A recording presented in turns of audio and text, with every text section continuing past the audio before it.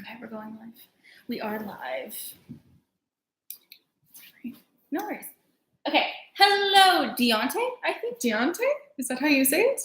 You need to write it out in IPA, International Phonetic Alphabet, for us to understand. No, just kidding. Okay.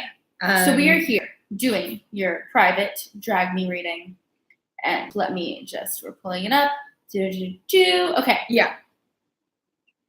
I'm calculating your interception here. Yeah, it's Aries, Libra, intercepted moon.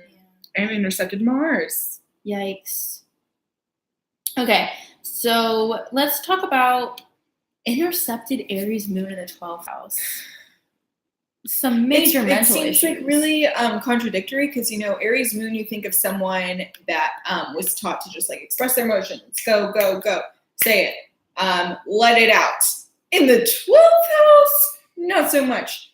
Intercepted. Where is your Aries moon? What happened to it? Yeah. How does your moon manifest in Aries? You probably have so much internalized rage. Oh, yeah. Especially because your Mars is intercepted and it's in Libra.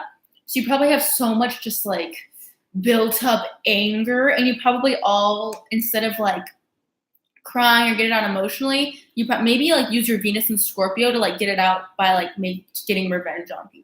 Yeah. You know what it is? I think that it's not necessarily that having an intercepted moon made you less emotional. It's probably just that part of your life wasn't cultivated, wasn't encouraged. You're probably just told to like shut down your emotions instead of feeling them, but that doesn't mean that you weren't feeling them. So you have like that internal raging emotions and you let them out in private. But this is a drag me. Oh, yeah. Sorry. Didn't mean to get too information. Yeah, sorry. So, fuck you. No. Yeah, but okay, Aries moon, just can't think past A, right? We've been kind of dragging Aries quite a bit. And you're very, I don't know, Aries moon in the 12th house. Like, I say this in one of our videos coming up, but like, I feel like that's such a lost position.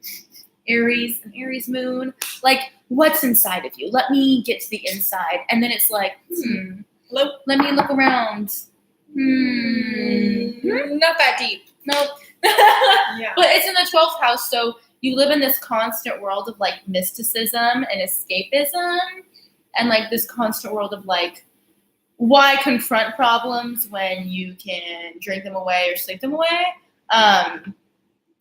So you're just probably super. Yeah, in some ways you're really confrontational, but in all the wrong ways. When you first look at your chart, you think like, oh, look, here's a bunch of fire. Yeah. But I feel like your fire is very muddled down because you got Saturn on top of your sun in Sagittarius. Then your moon is intercepted. Then you have Mars in Libra, which is not confrontational, which is not fiery at all. And in its detriment.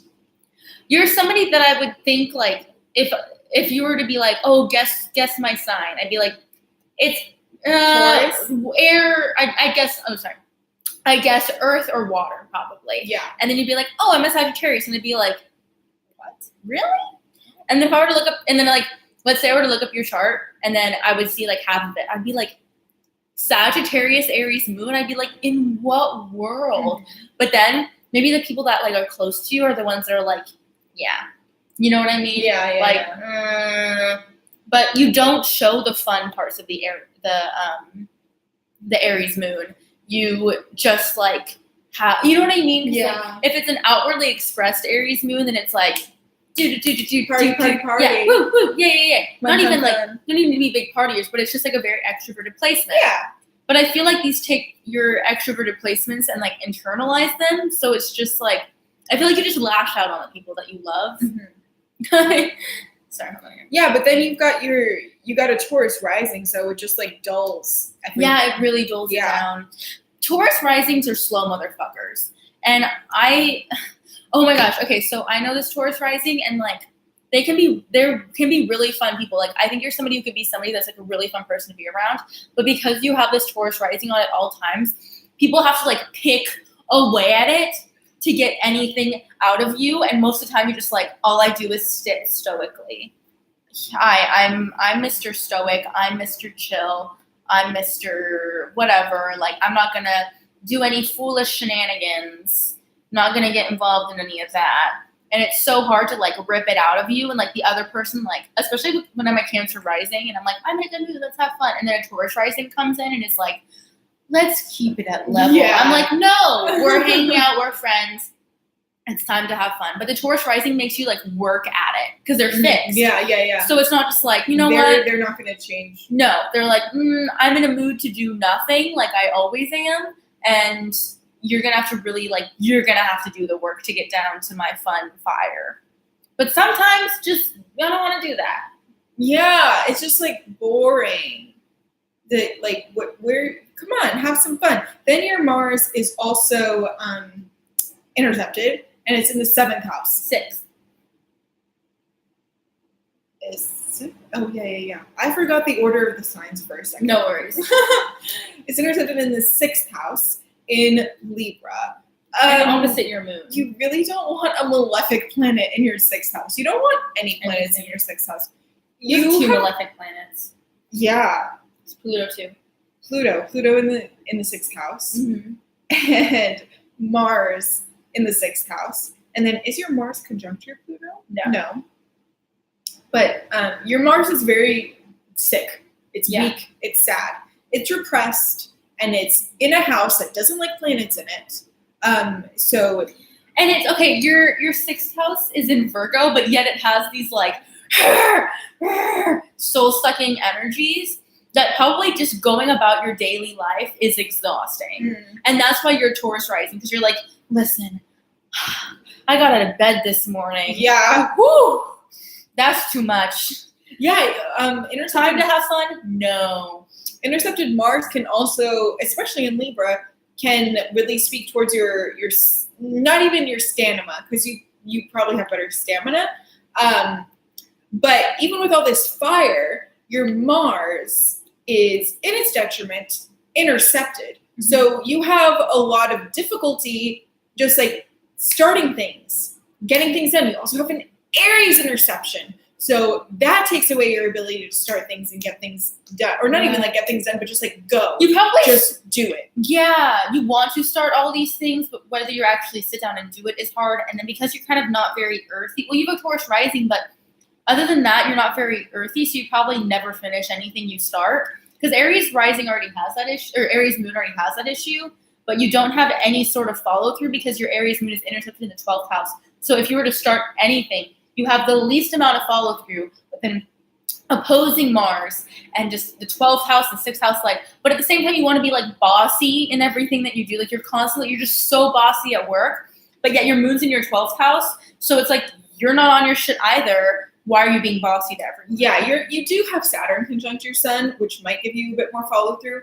But talking about or it could just take more time to do anything. Yeah, honestly. And then having this malefic planet in your these 2 malefic planets in your 6th house, and your inability to have that like Mars Aries kind of like start things. It can be maybe you're not like the healthiest person. It's hard for you to do like walking.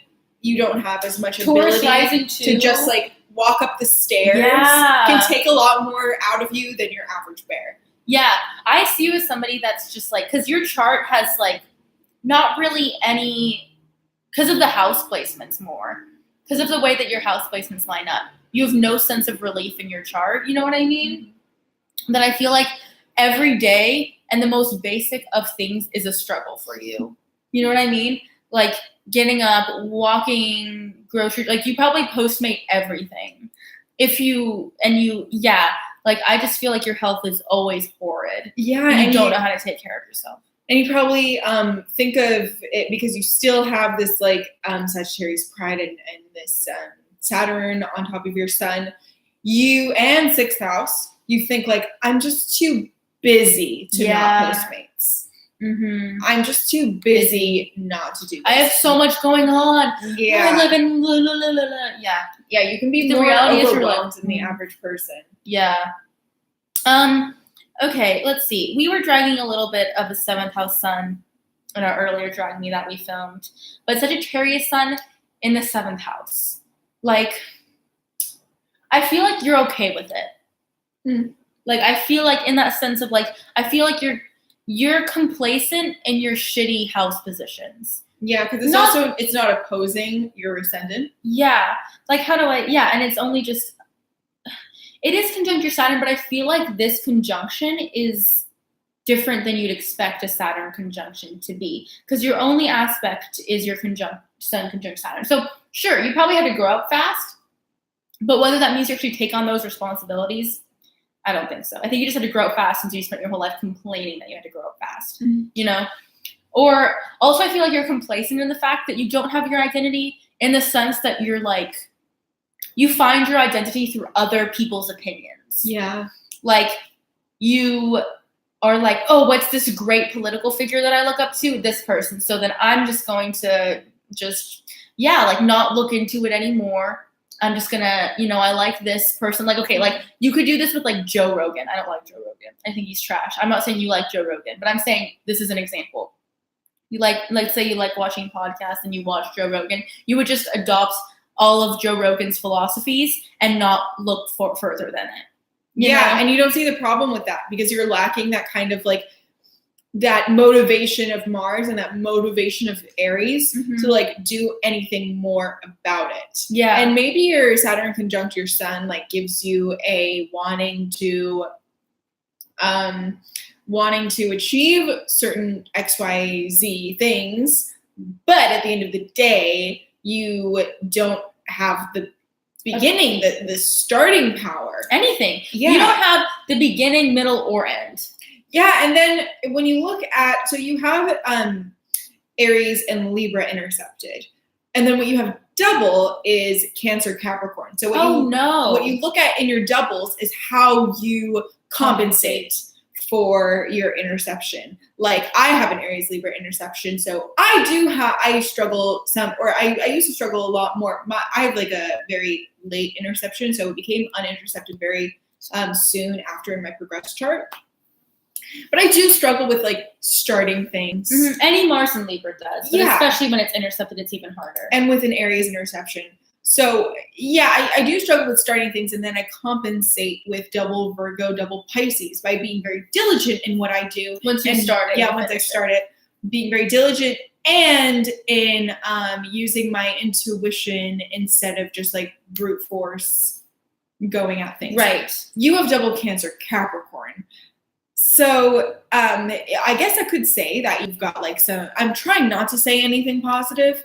But I guess it could mean like your double Capricorn helps you with the follow through of I've seen double Capricorn in some people's charts who are really lacking the earthy energy, the follow through energy. And I just find that they just get more guilty. That it just adds guilt to them. It doesn't add the follow through, it just adds the guilt that they're not doing it. So you probably have been like, I know I can't do all these things, and I feel horrible for it. And double Cancer too, so you just feel terrible in your victim shell, and your Capricorn doesn't let you, doesn't let up about it. And so you probably just sit there and go, like in school, you're probably the person that was like, I didn't do my homework. I feel so horrible about it. Like, why didn't I do it? But you're never gonna do it. Yeah, you're just stewing in the fact that you didn't. Yeah. And then your double Cancer probably compensates more for your lack of Libra in terms of since you're lacking in the ability to understand one-on-one relationships in a healthy way. Plus, you got Venus and Scorpio, which you know how we feel about that.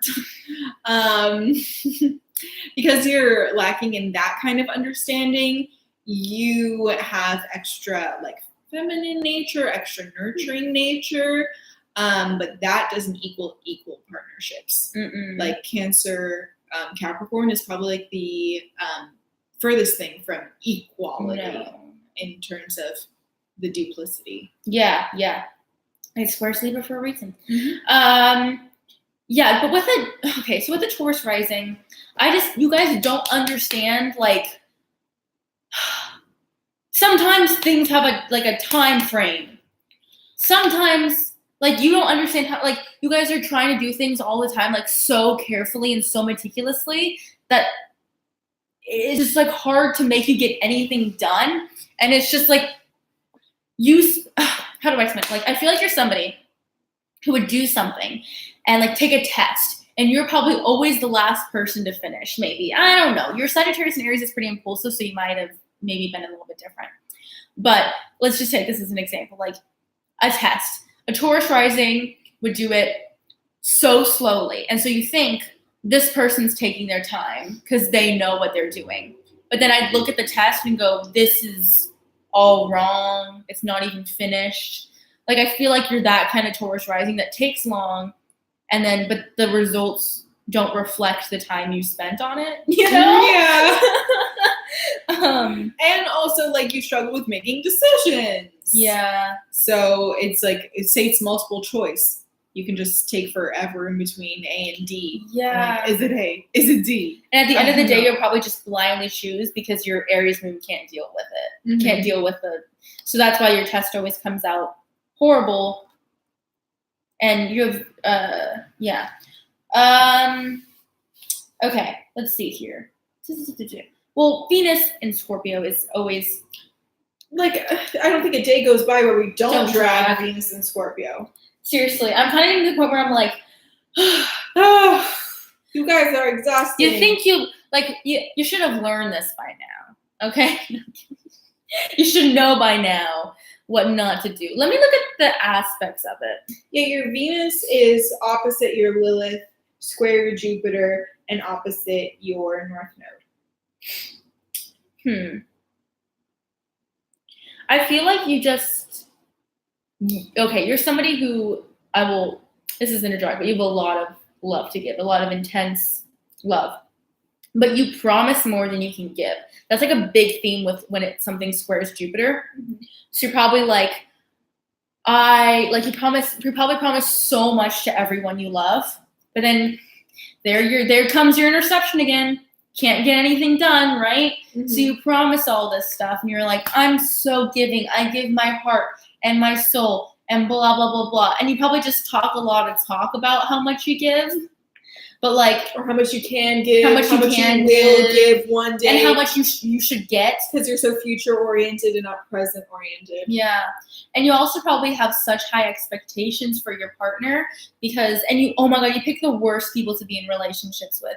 Scorpio is in your 7th house, Venus, Saturn, and your Sun. So you have probably the worst relationships, some of them at least, just because you are so attracted to people that are so bad for you, and you probably become the people, right? Become the people that are bad for you. And then they're like older than you, probably because of Saturn. You're like, yeah, I like the teacher. Da, da, da, da. But the reality is you like the 30-year-old creepy dude that hit on you once. And wait, we don't know who you like. I think you're heterosexual. I remember I looked it up. Yeah. Wait, what did I say, dude? You're a girl. Oh, wait, no, you're a guy. You're a girl. Sorry. Words don't work. Okay. So you see the girl that's like a teacher, and like you will go after her just because she's older in a position of authority, but like she will try to like just manipulate you or do something, and just you'll probably pick the people that like they want you to turn into them. And you just take upon all their bad traits.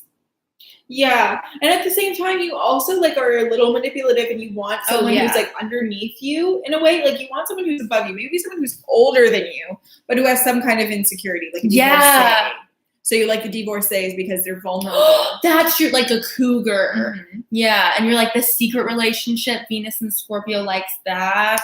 Yeah, and then with Mars and Libra, especially intercepted, you don't have a lot of power behind that, so you need to like kind of go for someone who isn't going to overpower you. Yeah, so you go for like the weak divorcees. Mm-hmm. Divorcees, is that what it is? Divorcees. Divorcees. I know what I'm saying. What was I gonna say? Oh my gosh, you probably have done so many things sexually that you regret. Like so much shit that you're just like, yep, I regret all those moments. You probably like give your soul to so many people because it's Mars and Libra. Uh-huh. So, but then like Venus and Scorpio. So you probably are like, yes, this is it. This is my all Venus in the 7th house. Like, I just feel like you see any weakness in them and you're like, yes, let me get that weakness. Let me prey on that weakness. And then you're instantly just like, wow, they took me though. You know? Yeah. At the end of the day, you realize you're the one that got sucked all the energy out of, because at the end of the day, you're the one with the 7th house planets. So you're the one that got fucked over. And someone has Venus, you can put yourself into situations like you have really high standards, but if they're not really working out, you'll put yourself in a situation lowering your standards just for the sake of having a relationship. Like this is a placement that will just like do things for the sake of having a relationship because you feel like kind of incomplete without a relationship. That sucks. That sucks that you can't feel like your own person. Especially because your North Node is in the 1st house. Yeah. Oh my God. So And you are really uncomfortable about your North Node. Yeah, you're probably always in a relationship that you don't even really like the person. Maybe they just like, you're like, they're interesting.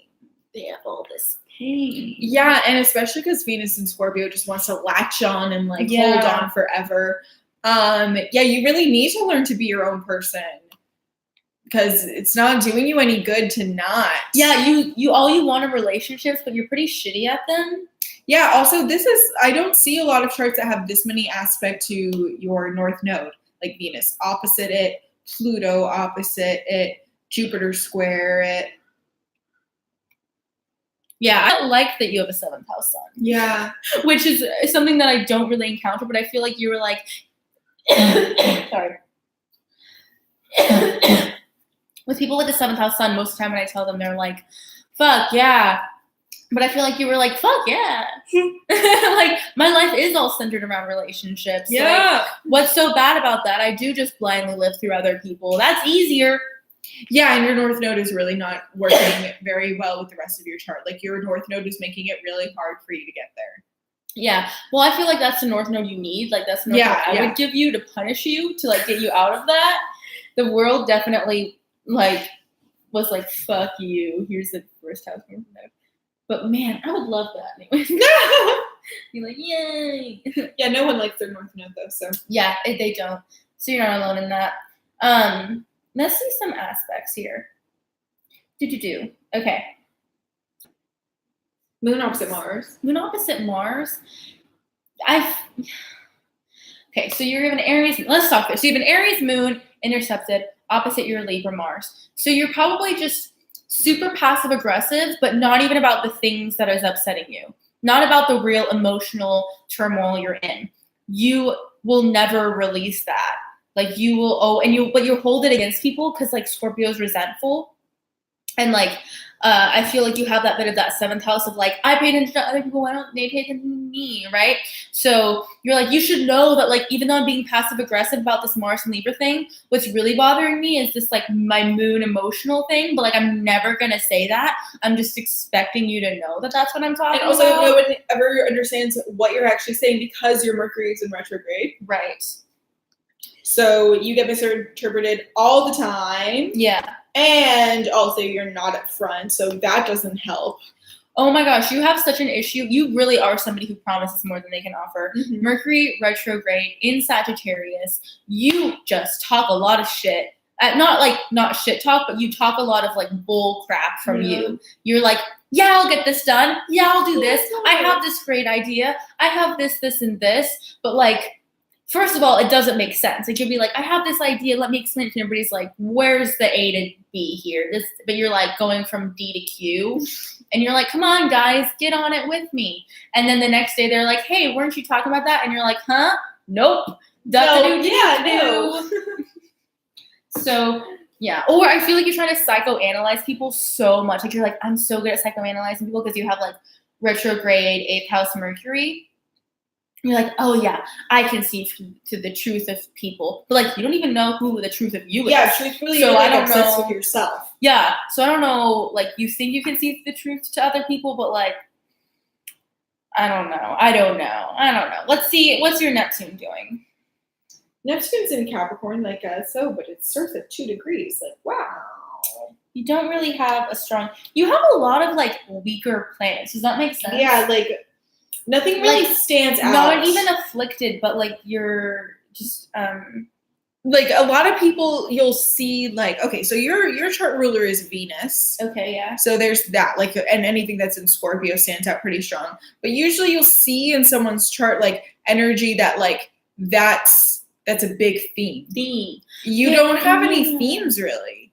Yeah, your theme is that you don't have a theme because it's like 7th house sun too. Yeah. So I feel like your theme is like you're definitely somebody who probably doesn't know what they want their job to be. Like you probably have a lot of issues. Like I'm surprised you didn't order a reading and ask like, what should I do? Because your moon and your Mars is square your midheaven. But you're also a bit complacent. You're not very oriented into bettering yourself. That's true, but you feel guilty about that. Yeah. Because of the double Capricorn. You're not like okay with that. You're like, you feel guilty that you don't want to better yourself, but you still don't want to better yourself. Yeah. But you're also like super into psychoanalyzing yourself, which is why you chose to join me. But you just psychoanalyze yourself and then go, okay, yep. Yeah. But yeah, Moon and Mars square midheaven. Yeah, that's just like you're never gonna be satisfied with whatever you choose, and you're also somebody who's so insincere, like online, and very insincere and probably weirdly aggressive. Like you probably fight online a lot, midheaven and Capricorn, like get into like internet wars, all that Sagittarius. Political. You're the biggest troll, and you probably are like, oh, you're such a troll though, because your midheaven is in Capricorn, so you're just looking for these you're looking for that stuff. And then it's square your moon and your Mars. So you get into these internet fights, but like you're probably not even on the side that you're claiming to be on. Yeah. Like, and you know that, but you're like, this is funny. Devil's advocate. Yeah, like this is just a funny thing to do. Like it's just very insincere. But you do have a really strong 10th house though, because it's in Capricorn and there's Jupiter in there. So you have all this strong, like career focused energy, like double Capricorn, but like, I feel like there's like, cause you have such an empty Mars and Moon in that sense of that, like it's intercepted, it's not very healthy planets, that it's like you have all this, you want this status, you have this want to work, but like it's an empty thing. It's not coming from like, because I want this, I feel passionate about this, I feel this. It's just from like an empty state of like. We always talk about Virgo energy being like really hard workers, but needing to be assigned a goal. Mm-hmm. You're the opposite. Mm-hmm. You have the goal, but you don't have any of the steps how to get there. Yeah. And you're lacking the fire to get you started. You're lacking like the engine to rev for you to like start getting to your goal, especially because you're a low degree Sagittarius. So you're kind of like into the manifestation, but don't really put a lot of effort into the manifestation. Right. You're just like, if I believe it'll happen, it will, so you have a lot of like future oriented thoughts and plans, but you're lazy and complacent. Lazy because you don't want to do it. You don't have the fire to get you started, and complacent because Sagittarius can be a bit of like, it's mutable. Yeah, like whatever. I don't have to try. Not into it. It'll just happen. It's a lucky sign, So you have like that kind of luck blessing you, which sure, like it helps you out where it can, but at the end of the day, like you could get so much more done if you would just like do something. Yeah, how old are you right now? 85. 85 is when you were born. 90, 05, like 30 something. You've probably, first of all, why are you in your 30s getting a drag me from two 20-year-olds? That's just a drag within itself. Like, what is going on here? I feel like you're somebody who, if you know in a progress chart, like your moon travels through, and then when you have a progressed lunar return, that's like when your moon would go back into Aries, and you kind of get that feeling that like you haven't really done much, but you've actually gone through every sign of the zodiac with your moon. But with you actually haven't done much. You've just gone through every sign of the zodiac. You know what I mean? Yeah. And you've kind of I feel like you just skate through so much. Do you know what I mean? Yeah. Like, I feel like you're just like a skater through life, and you're just kind of like you're trying to go somewhere, but at the end of the day, you just wind up where you wind up, and you're working, and you just have a lot of natural luck in your job. Like, you probably fell into your job. You probably have had a job for a while, and it's just been something that you're not necessarily passionate about, but you just kind of like accidentally are the boss. And then your fixed Taurus rising. It's like, so you want to just like stay in there forever. Oh my God, you're somebody who like, if you get old, like, hopefully you don't die soon, unless you kill yourself, then maybe that's what you want. I don't know. I'm sorry. If you live to your old age, right? You're not gonna want help. but you're going to want help. Like you're not gonna want to take care of yourself, but you're gonna be so stubborn about getting help at the same time. Like you're somebody, like if you have to do work to get help, you're not gonna want to do that. Yeah. You know, like you're gonna be You're just like, gonna want other people to come and like help you out of their own. but if it's not someone you like, you're gonna be like, fuck them. Yeah. I don't like them. Why are they giving me help? I don't know. I don't trust it. I'm trying to think. Like, if I have anything else. Yeah. We are at 30 minutes, but let's see if there's anything. Venus opposite Lilith is, I mean, that's just like a whole lot of unhealthiness. Yeah. Yeah. You're from Alabama. You definitely are from Alabama and you're still in Alabama. Is that true? I bet you that's true. Oh, no, you're in Florida. Have you already retired? Already gave up? Yeah. You probably actually moved to Florida, not because you wanted to move to Florida, but just because your like job took you there and you're like, I got this lucky break. How did I do this? And all your friends are like, fuck you. You're a Sagittarius, so maybe you have a bit more of like will This to is a drag me. Oh, yeah. Yeah, I feel like we were pretty like harsh in like not a fun way in this drag me. But hopefully that's the energy that I felt from your chart. Because like I looked at your chart and was like, I'm tired. Yeah. Like that was the feeling I got. Like I wasn't tired before. Yeah, we do this subconsciously. Anytime that we sit down to film like a Venus video or something, where it's like Venus and Gemini, we're like, ah, even if we were like tired before. But yeah, this I'm feeling like some like lethargic energy. Looking at this chart. Yeah, it is. It's so. Do you feel like this all the time? Yeah. Just this like. Maybe it's just us. No, I don't know. I don't think so. Because we were pretty. We just filmed the comic video and that was really fun. And I'm thinking now, if like you were to put me in front of a camera for like a Gemini video, I'd be like, let's go. Yeah. But like, because we're in this, I'm like, yeah, but fucking chart, man. But thank you so much for your support and for your purchase. Yeah, sorry. I always feel bad after we do a really mean dragging me. Sorry, my metal boogers are bothering me. That was a comment, anyways. Yeah, thank you so much. Thank you so much, DeAnte. I think. I hope you're enjoying Florida, and I hope you're liking your career. Yes. I think it looks like you got a good team in heaven. I would love a Capricorn in heaven with Jupiter in there. Yeah. So have a good one, and thank you. Yeah. Bye. Bye. Yes.